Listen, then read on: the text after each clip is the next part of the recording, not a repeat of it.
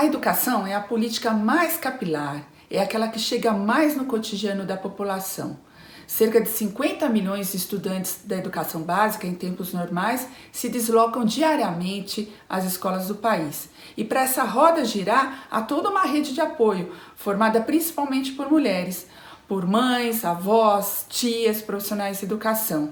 Tudo isso está afetado nesse contexto da pandemia. As famílias estão super tensionadas, principalmente as famílias mais pobres e negras, com a falta de alimentação escolar, com o aumento da violência doméstica no contexto de confinamento e com a insegurança com relação às condições de sobrevivência. Esse ambiente de tensão que se instala durante pandemias coloca as crianças em uma situação que é exatamente a situação oposta à que elas precisam para se desenvolver, que é um ambiente harmônico, seguro, de tranquilidade e de estímulos. A partir da nossa rede de correspondentes, a gente tem percebido que em muitas localidades essas crianças ainda continuam nas ruas. Já de outro lado, há muitas famílias que já estão com essas crianças em casa há mais de uma semana, e aquelas que conseguem estar de quarentena têm tido aí um desafio também de como entreter essas crianças, né? Já que elas, em muitos casos, elas, por exemplo, querem sair para ir para a rua, para brincar no condomínio.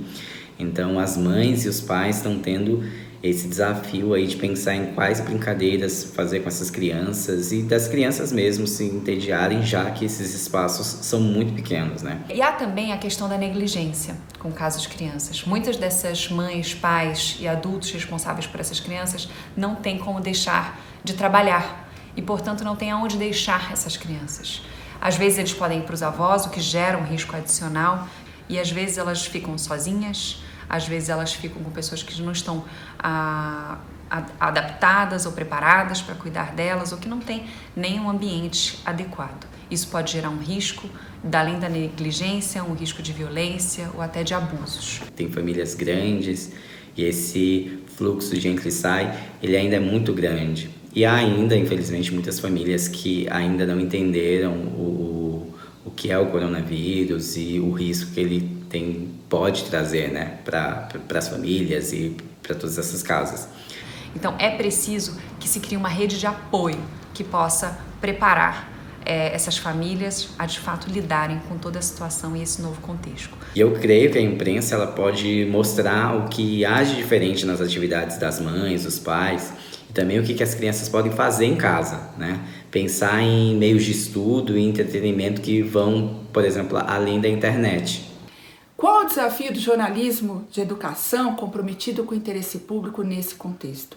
Primeiro deles, buscar das mais diversas formas criativas tornar visível o sofrimento invisibilizado. O sofrimento de estudantes, famílias, profissionais de educação, serviços públicos. É muito importante não só mostrar esse sofrimento, mas também as formas de resistência, as alternativas no cotidiano da população que também estão buscando e afirmando a importância da solidariedade. A gente precisa de fato trazer as soluções, os caminhos e, inclusive, no olhar para a criança pequena dessas famílias que podem estar de vulnerabilidade, né, e que talvez estejam em espaços, ocupando espaços muito pequenos com mais gente, como lidar com isso? Como criar um ambiente propício à criança, ao desenvolvimento, a brincadeiras diante de uma situação como essa? Eu acredito que trazendo histórias que mostrem que não é simples esse processo.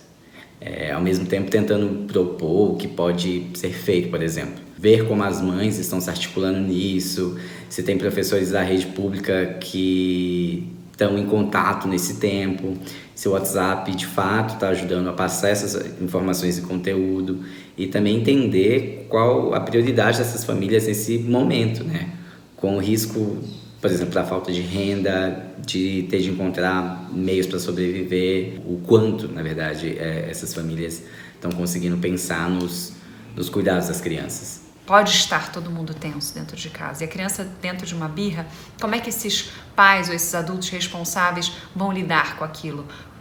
fomentando aquela birra, aquela impaciência, eventualmente uma violência, até uma medida punitiva, que a gente pode ser o grito ou até uma questão física que a gente precisa evitar e que a gente precisa informar aos pais que não é o melhor caminho nem para essa criança e nem para esse ambiente familiar. O segundo grande desafio é abordar de forma crítica questões polêmicas, mostrando as diferentes visões que envolvem esse debate. Nós precisamos de clareza, de objetividade, de pragmatismo, de precisão nas nossas informações. E é isso que a comunidade tem sede por, mas acho que sobretudo é isso que as comunidades que talvez não consigam entender tudo que está acontecendo nesse momento, precisam também de simplicidade nessa informação. A terceira, com certeza, é mostrar para a população as alternativas e as possibilidades que estão sendo gestadas na sociedade, no poder público, no campo da pesquisa, em outros países. Nós precisamos, nesse momento, fazer uma discussão crítica sobre o financiamento da política educacional e das políticas sociais.